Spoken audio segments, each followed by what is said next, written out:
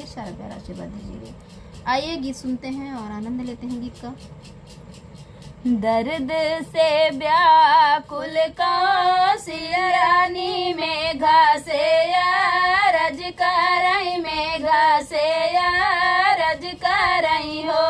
मेघा जानी बरसाया वध के धमवा राम मोर जनम ली है, राम मोर जनम ली है हो। मेघा जिनी बरसाया वध के धमवा राम मोर जनम ली है, राम मोर जनम ली है हो। के कर भी गेला चुनरिया के कर पियरिया के कर पियरिया हो।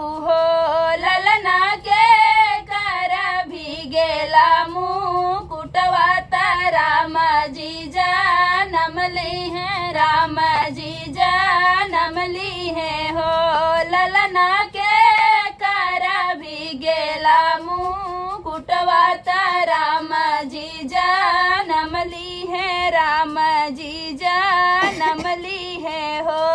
कई के भी गेला चुनरिया कौशल्या के पियरिया, कौशल्या के पियरिया हो। ललना दशरथ के भी गेला मुकुटवा राम जी जनम ली है, राम जी जनम ली है हो। ललना दशरथ के भी गेला मुकुटवा राम जी जनम ली है, राम जी जनम ली है हो। भिजते में राजा जी धगड़िन के बोला माई, धगड़िन के बोला माई हो। भिजते में राजा जीता भाग लेता धगड़िन बोला माई, धगड़िन बोला माई हो।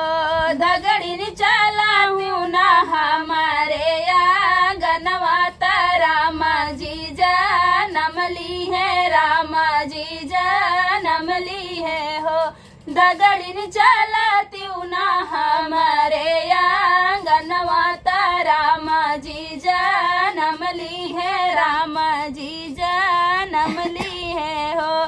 धगड़िन आईली मालिया गनावा में ठड़ भैया, गनावा में ठड़ भाई हो। ललना धगड़िनी मांगेली सोने के हासुलिया राम जी जनम ली है, राम जी जनम ली है हो। ललना धगड़िनी मांगेली हासुलिया राम जी जनम ली है, राम जी जनम ली है हो। बहरे से राजा जी अइले आंगनवा में ठड़ भय, आंगनवा में ठड़ भय हो। धगड़िन दे भैया जो धिया लूटाई, हासुलिया पही रही भई, हासुलिया पही रही भई हो। धगड़िन दे भई अयोध्या लूटाई, हासुलिया पही रही भई, हासुलिया पही रही भई हो।